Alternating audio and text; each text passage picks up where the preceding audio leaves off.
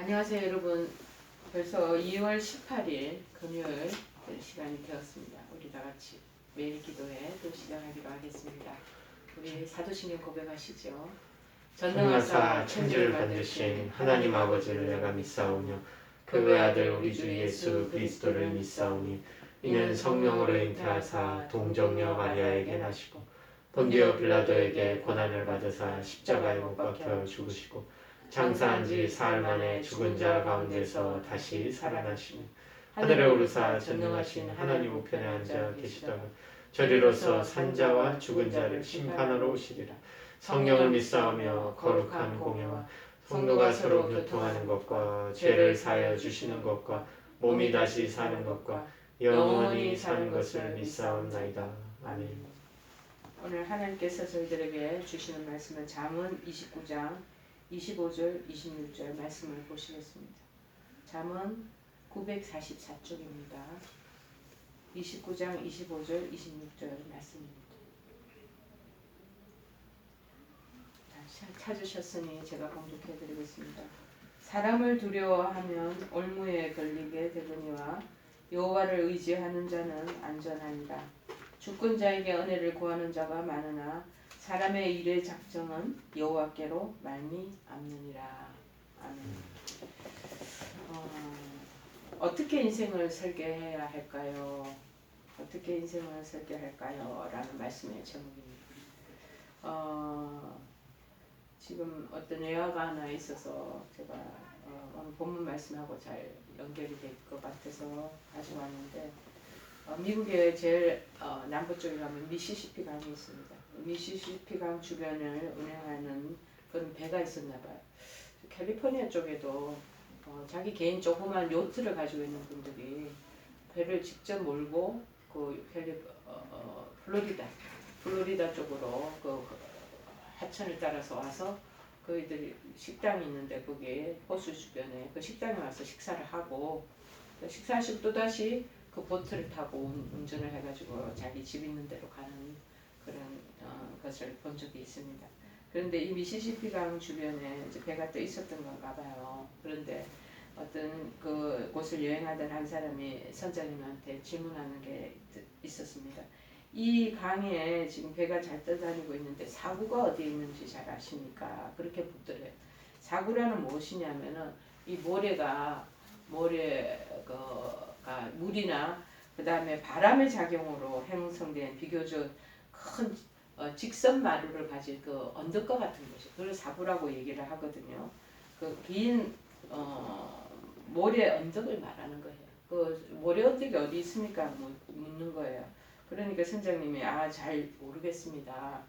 알려고 하는 것 자체가 강을 타고 있는데 그거 뭐 사고가 어디 있든지 그게 시간 낭비가 아닐까요? 하고 대답을 하더라는 거예요. 그래서 이 여행객이 뭐라고요? 시간 낭비라고요? 아니 선장이 되어가지고 위험한 사고가 어디 있는지 모른다면 어떻게 배를 몰 수 있단 말이요? 하고 여행자가 갑자기 막 고함을 치는 항의를 하더라는 거예요. 그때 선장님은 나는 사고가 어디 있는지는 모르지만 내가 분명하게 알고 있는 것은 깊은 곳뿐입니다.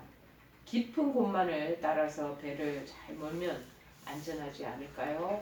그렇게 답변하는 모습이 이제 예화를 통해서 나왔습니다. 여러분, 우리 인생길에서도 생각해야 할 그런 대답이 아닌가 그런 마음이 듭니다. 오늘 본문은 일반 우리 믿음의 사람들이 인생의 길을 살아가면서 가져야 할 올바른 삶의 자세와 더불어 신자들이 성도들이 인생의 항로를 어떻게 잘 잡아야 할지를 말씀해 주고 있는 것입니다. 자, 그래서 25절에 보니까 사람을 두려워하면 업무에 걸리게 되거니와 여호와를 의지하는 자는 안전하리라. 여기서 두려워하더라면은 히브리 말로 하라드라고 해요. 하라드인데 어떤 대상에 대한 무서워한다는 진짜 그런 의미도 있지만은 그 반대적으로 존경하거나 의지한다는 그 두 가지 의미와 뜻을 가지고 있다고 합니다. 무서워하지만 존경하거나 또 의지한다. 따라서 이 말은 일반적으로는 사람은 범죄한 피조물이기 때문에 본질적으로 그 능력에 한계가 있다라는 것이죠. 그런데 그 사람을 의지하는 자는 인간을 의지하는 자는 스스로 올무에 걸려서 멸망하게 된다는 거예요. 그런데 사람을 의지하지 않고 정말 전지전능하신 하나님, 창조주가 되시며 역사의 섭리자이신 하나님을 의지하고 그리고 그분의 뜻대로 이제 행하는 자는 하나님의 지혜와 권능과 그 보호를 받아서 여러 가지 난관을 인생길에 만난다 하더라도 잘 극복하며 안전하게 될 수 있다라는 사실을 지금 이 본문에서 말하고 있습니다. 그러므로 본문은 이 본절은 인간이 궁극적으로 의지할 대상이 사람이 아니다. 누구인지를 명확하게 지금 밝혀주고 있지 않습니까? 오직 하나님만을 섬기는 삶. 이것이 진정 지혜로운 삶이다. 그리고 그러한 지혜로운 삶을 살아나가야 된다라고 지금 권면하는 것으로 우리가 이 본문을 이해하면 되겠습니다. 26절에는 그래서 주권자에게 은혜를 구하는 자가 많으나 여호와께로 말미암느니라 그렇게 말합니다. 이는 내용상 앞절 25절의 내용을 좀 더 보충하면서 좀 더 명확하게 밝혀주는 내용을 담고 있는 것이죠. 사람들은 눈에 보이지 않는 그런 하나님보다도 눈에 보이는 그런 권력 있는 사람, 또 돈이 있고 힘 있는 사람, 그 사람들을 통해서 자신의 의도하는 바를 자꾸 이루려고 하는 것이죠. 그러나 사람이 유일한 절대자이신 하나님을 의지하지 않고 단지 상대자, 우리와 비슷한 그 상대적인 존재에만 불과한 사람의 권세를 의지하려는 행위는 매우 어리석은 그런 행동에 불과하다고 지금 말하는 겁니다. 왜냐하면 이 세상의 모든 일들은 오로지 궁극적으로 창조주 하나님의 섭리하에 이루어지기 때문에 사람의 대상이 우리가 의지해야 될 대상은 아니다. 그거 가지고 두려워하지 말아라는 것을 말하고 주는 것입니다. 그러므로 첫 번째가 제일 알아야 될 것은 사람 두려워하지 마십시오. 인간을 두려워하지 마십시오. 이 뜻입니다. 우리는 보통 삶에 있어서 지나치게 주변 사람들, 특별히 우리 한국은 세면 문화가 옛날 유교 문화로 전통적으로 내려오기 때문에 남을 의식을 다른 사람들의 눈길, 시선, 그들의 평가 이런 것들을 얼마나 의식을 하는 경향이 많은지 모르죠. 그러한 주위 사람의 눈길을 의식하는 것이 이거 불필요하다는 것을 지금 일깨워주는 것입니다. 여러분 일반적으로 사람들을 보면요 종종 우리는 자꾸 사람들을 의식하고 긴장하면서 그들을 두려워하는 그런 사람들을 자꾸 만나게 되는 것입니다. 그러나 그런 두려움은 자신을 올무에 걸리게 한다는 것. 올무에 걸리게 할 뿐만 아니라 유익이 없다는 것. 그 유익이 없는 일을 계속 우리가 한다라는 것이죠. 그래서 여기서 두려워하다는 것은 무섭다, 떨리다, 걱정한다라는 의미의 이것을 얘기하는 것이죠. 여러분 사무엘상에 보면 요나단이 용기를 내서 블레셋 군사의 기지에 들어갈 때가 있었습니다. 사무엘상 14장 15절에 보면은 들어가서 한 20명을 다 살인을 합니다. 다 죽여버렸어요. 그럴 때 들에 있는 그 적군의 진 그리고 백성 그리고 노략군들 사이에서 정말 그 공포에 떨었다라는 표현이 나옵니다. 그래서 보면 요나단이 블레셋을 습격할 때 들에 있는 진영과 모든 백성들이 공포에 떨었고 부대와 노략군들도 떨었으며 땅도 진동하였으니 이는 큰 떨림이었더라. 여기서 이제 두려워하다는 거, 그 떨림을 얘기하는 거예요. 자, 이때 이 단어가 사용됐는데요. 이 공포와 사망의 그늘이 덮일 때 느끼는 그런 두려운 감정을 얘기하는 것입니다. 그러나 우리는 인간 생사를 주관하시는 분 하나님이다라는 걸 먼저 우리에게 마음에 그걸 고정적으로 가지고 있어야 됩니다. 그러한 우리의 하나님께 대한 마음을 먼저 올곧게 설립을 해놓고 있고 피조물에 불과한 우리 인간에게 유달리 이러한 감정을 느끼는 그런 예민하게 받아들이고 느끼는 사람들이 많아요. 사람들을 막 의식하고 유달리 그 사람들 눈치 보고 그 다음에 그들이 가지고 있는 시선 평가 그 다음 그 사람들이 내릴 결론 하는 뭐 의견 이런 것들은 눈치로 그렇게 봤는데 그런 거 반드시 올무에 걸리게 된다라는 것입니다. 여기서 올무에 걸리다는 상처를 받다 악에 빠진다라는 뜻이라는 거죠. 예수님의 수제자 베드로도 예수님이 붙잡히시던 날 밤에 여러분 대제사장 가야바에게로 가서 서기관과 장로들이 모여있던 대제사장의 집안에 뜰에서 어느 계집종이 자, 이 사람은 나사렛 예수와 함께 있었도다 하고 본 것을 얘기를 하자 이 베드로가 주변에 있는 사람들을 두려워해서 3번이나 예수님이 스승님을 부인하는 그런 죄악을 저지르게 되잖아요. 마태복음 26장 74절에 뭐라고 되어 있냐면요. 그가 저주하며 맹세하여 이르되 나는 그 사람을 알지 못하노라 하니 곧 닭이 울더라. 자, 이렇게 말합니다. 우리는 이렇듯 베드로까지도 제자인데도 예수님 따라서 그렇게 3년 동안에 그 사역의 길을 같이 동고동락 했음에도 불구하고 사람을 무서워하고 의식합니다. 그 사람들이 자기 죽일까 자기에게 해로운 그런 어떤 혜택을 그 자기한테 부과시킬까봐 군비백상을 하는 거죠. 그래서 사람을 두려워하니까 예수님이 계신데 예수님과 같이 3년 동안 공생의 사역 때 돕고 그랬던 수제자 아니겠어요? 금방 배신하는 거죠. 그 사람을 눈을 의식하다 보면은 자기 가지고 있는 본론적인 거 상실하게 된다라는 거예요. 이는 죄의 함정에 빠지기 가장 쉬운 상태임을 우리가 기억해야 할 것입니다. 성도는 오로지 자신의 삶은 우리의 삶은 하나님 손에 다 잘려 있음을 믿고 그분만을 의지해 사람을 두려워하거나 사람을 무서워하거나 눈치 보거나 의식하는 거 너무 가면하게 의식하는 것은 조심해야 된다는 것입니다. 그러면 이제 의지할 것은 당연히 이제 여호와만을 의식하고 의지해야 한다는 것이죠. 여호와를 의지하는 사람에게는 하나님은 안전을 주신다. 그리고 구원의 산성이 되신다고 말하고 계십니다. 시편 28장 8절에는 여호와는 그들의 힘이시오. 그의 기름 부음 받은 자의 구원의 요새시로다. 그래서 이 구원의 산성이 되고 요새가 되고 힘이 된다고. 그래서 여호와를 의지하라는 것. 자, 여기서 의지하다라는 말은 히브리어 말로 바타흐라고 해서 무엇보다는 맡기다는 의미입니다. 의지한다는. 그래서 시편 37편 5절은 제가 옛날에 굉장히 잘 암송하고 말씀 여러 가지 어려운 상황을 만날 때마다 계속 이 말씀을 붙들고 말씀을 의지하면서 지나왔던 것이 생각이 납니다. 그래서 뭐라고 그랬냐면 시편 30편 5절에 내 길을 여호와께 맡기라. 그를 의지하면 그가 이루신다. 맡기. 우리 인간이 할 수 있는 건 없습니다. 조금 전에도 올라오기 전에 제가 우리 교직원 중에서 한 분이 오셔서 상담하는 것이 있었습니다. 한 50분 상담을 했는데 자꾸 사람을 의식하고 사람을 두려워하고 환경적인 그런 상황적인 것들을 자꾸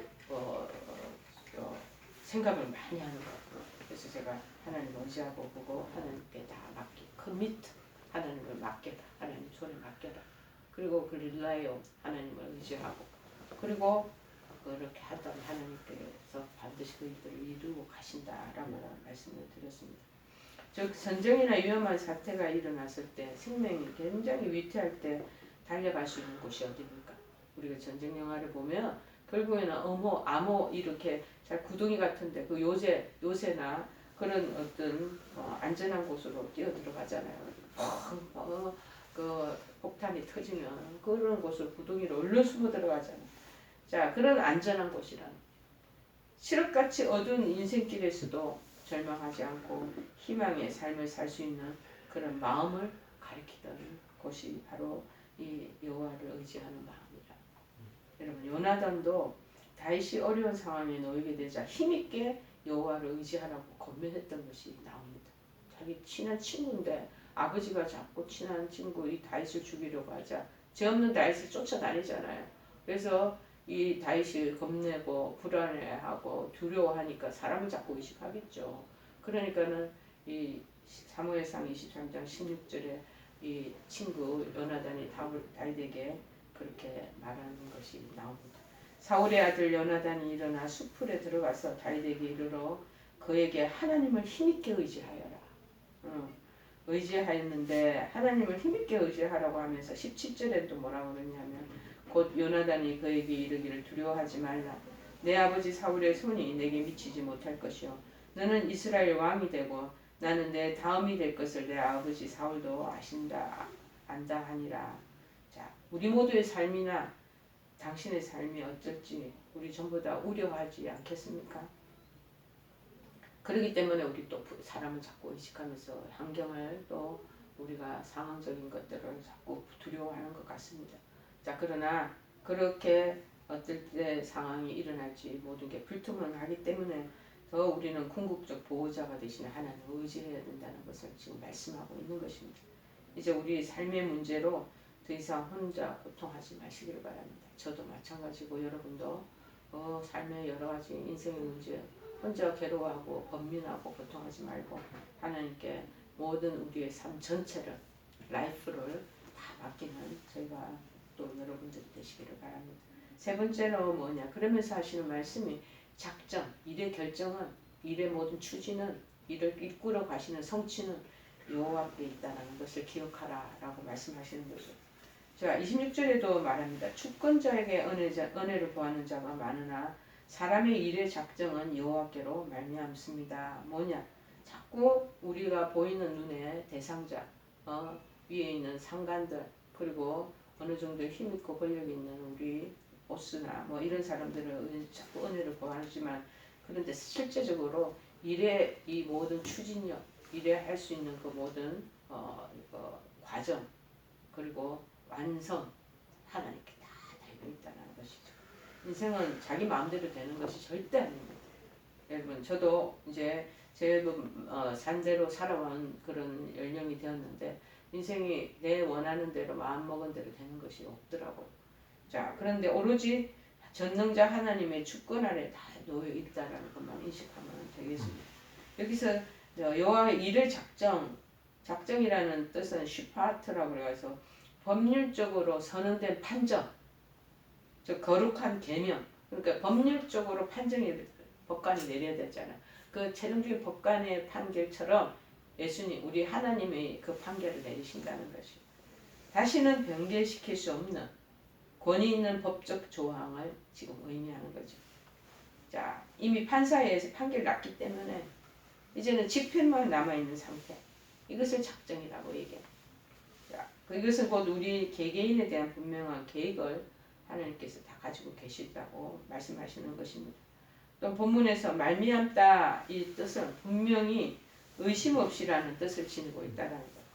우리 인생은 우연한 것이 아닙니다.